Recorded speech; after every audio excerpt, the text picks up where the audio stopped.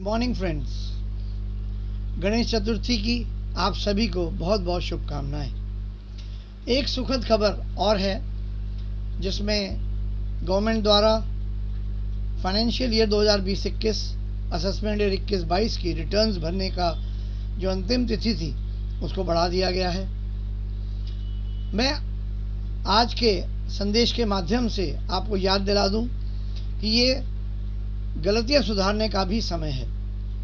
आपने वर्ष 2020-21 में जीएसटी की रिटर्न्स में जो गलतियां कर दी हों जाने अनजाने, उन्हें आप अगस्त और सितंबर की रिटर्न्स में रेक्टिफाई कर सकते हैं। पॉइंट वाइज मैं उन गलतियों को आपको याद दिलाना चाहूँगा।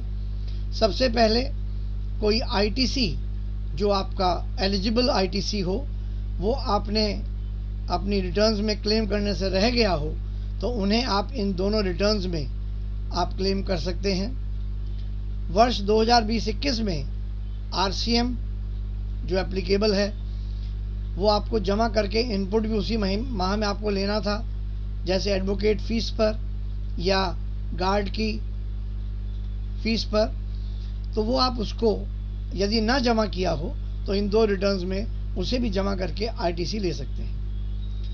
वर्ष 2020-21 की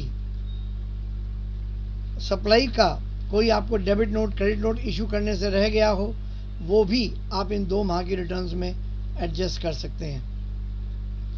कोई आउटवर्ड सप्लाई का इनवॉइस जो जीएसटीआर 1 में रह गया हो, उसे आप इन 2 रिटर्न्स में अपलोड कर सकते हैं, अन्यथा सितंबर की रिटर्न के बाद इसे ब्लॉक कर दिया जाएगा।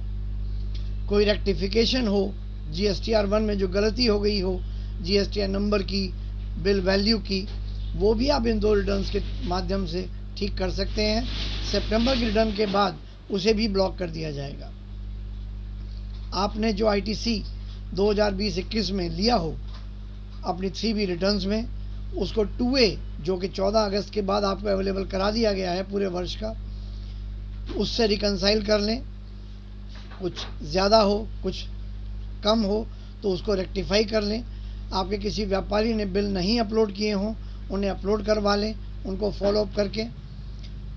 ये गलतियां, इनके साथ साथ कोई और इनकम ऐसी हो जिसका आपको इनवॉइस भी रेज़ करना होता है, वो भी आप इस माह में रेज़ करके और आप उसकी एंट्री अपनी बुक्स में उनको कर सकते हैं। लिहाजा समरी ये है कि आप 2020-21 की अपनी बुक्स के अनुसार की सेल्स, आईटीसी और आरसीएम, उनको अपनी 3B और जीएसटीआर 1 से रिकंसाइल कर लें और इन 2 माह अगस्त और सितंबर की रिटर्न्स में उन्हें रेक्टिफाई कर लें। आशा है ये जानकारी आपके बहुत काम आएगी। बहुत बहुत धन्यवाद।